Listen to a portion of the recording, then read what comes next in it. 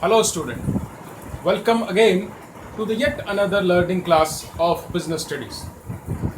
In our previous classes, we have dealt at length the concept and the features of cooperative society, a form of business organization. We shall continue further today with our discussion on merits and demerits of cooperative society. The first merit of cooperative society is easy formation. I have written here. Why we say that cooperative society is very easy to form? It's simply because the procedure that is entailed to bring out or to bring into existence a cooperative form of business organization is very simple. The procedure for registrations is not very lengthy. Neither any legal compliances like publications of documents are to be complied.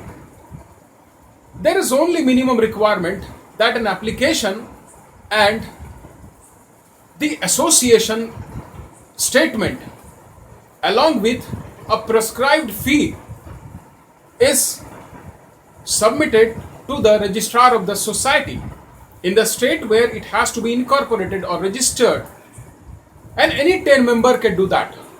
This is the only requirement to bring into existence a cooperative form of business organization, and hence this is a merit that this form of business organization is very easy to form. Then the second merit is democratic management. Now this was also the feature, and we have discussed that democratic management points out that each member of a cooperative society has the right to vote, because in a cooperative society any decision that is being implemented, it is being made after a discussion of all the members of the society. None member or no member can have a domination over other member despite their capital contribution on unequal proportion. So there the members have an equal voting right, each of the person, despite their capital contribution on unequal proportion, maybe they have an equal voting right. So therefore the second advantage of this cooperative society is democratic management. It simply points out that the management, whatever decision is implemented, whatever action is taken, it has been taken after a discussion by the members. None of the members have a dominion over other member. Coming to the third, that is limited liabilities. Now this is the feature as well, that members are only responsible to the extent of their capital contribution that they have made in bringing out these forms of business organization. Each member, whether they are looking after the management or they are not, the members have a limited liability, and their liability is limited to the extent of their capital contribution. And so we can say that these members are relieved of any sort of fears of losing either their share or their personal property. So they have a limited liability.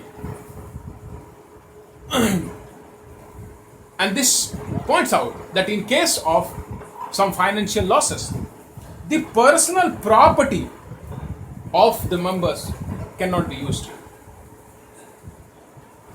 The next one is stability and continuity. Now this type of business organization or cooperative societies, they enjoy a fairly stable life and a continued operation. The reason is obvious. Cooperative society is formed by the operation of law. When we comply to legal formalities, it is these formalities that bring into existence the cooperative society, giving them or according it a separate legal entity. Now, this separate legal entity is distinct and independent from the entity and existence of the members. Therefore, any of the events like death, lunacy, or insolvency, it do not affect the life as well as operation of this form of business organization. Not at all. So it continues to exist and operate smoothly. Next is economy and efficiency in management.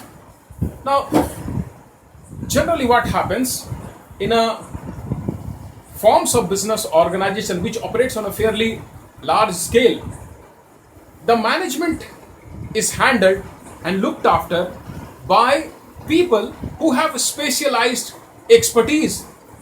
They have had a professional and technical learning as well as knowledges. They are professional and they are paid for their professional services. Now, since this cooperative society have a paucity of fund, they have their financial limitations.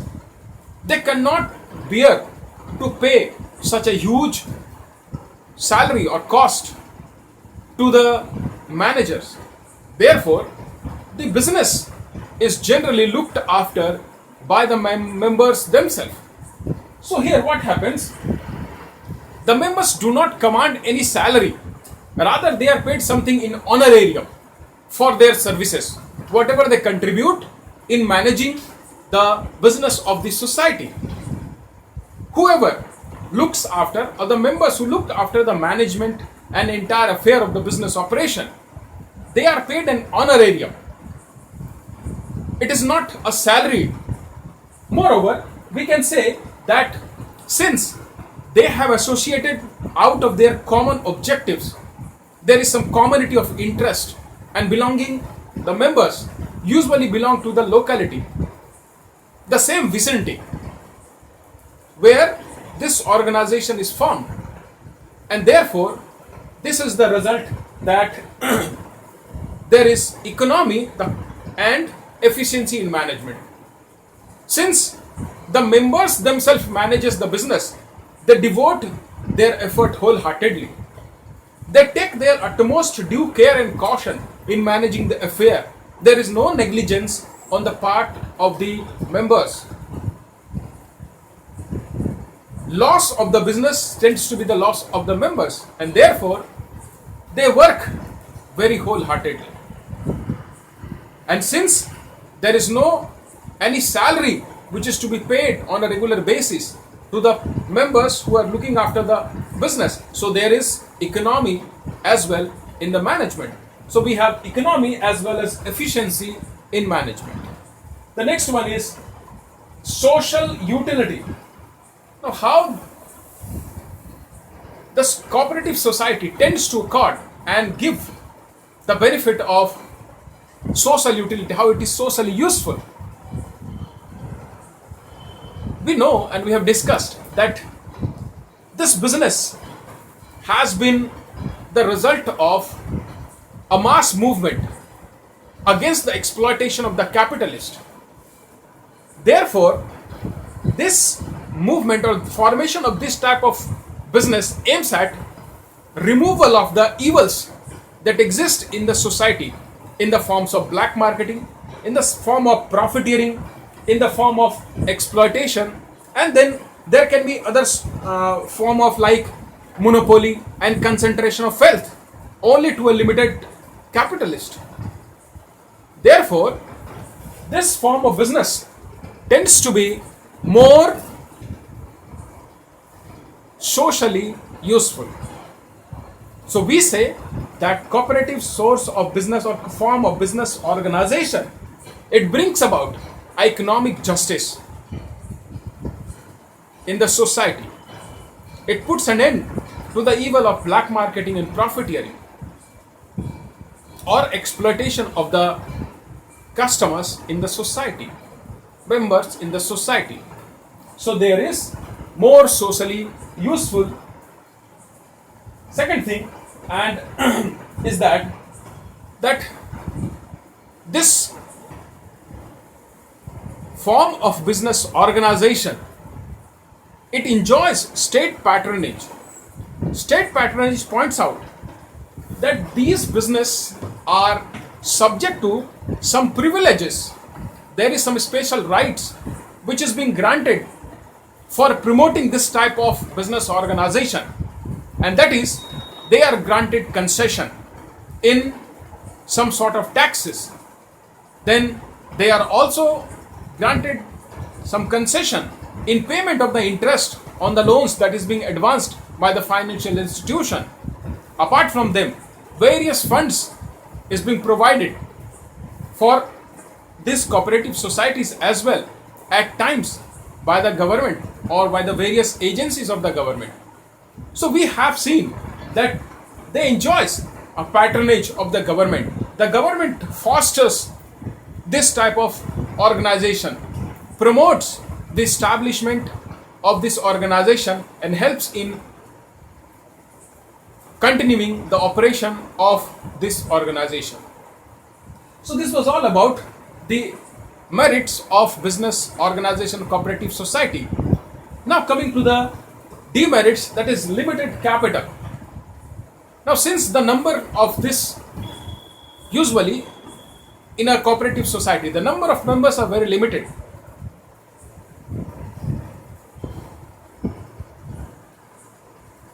the ability to provide fund is limited to the extent of their financial ability, to their personal savings or borrowing capacity. And overall, the principle of one man, one vote, it discourages the members to invest and to render effort on a personal level, because here there is no proper incentives either on the part of the business or on the part of the state. So therefore what happens, that this business suffers from lack of capital funds or financial funds. In case of needs, or if the business has an opportunity to increase the scale of operation, it cannot do so because it suffers from the limitations of paucity of fund. Large amount cannot be invested. The very nature of this business discourages making investment by the members, because each member have an equal right. So nobody feels that since even on making more investment or greater investment, their right would be only equal.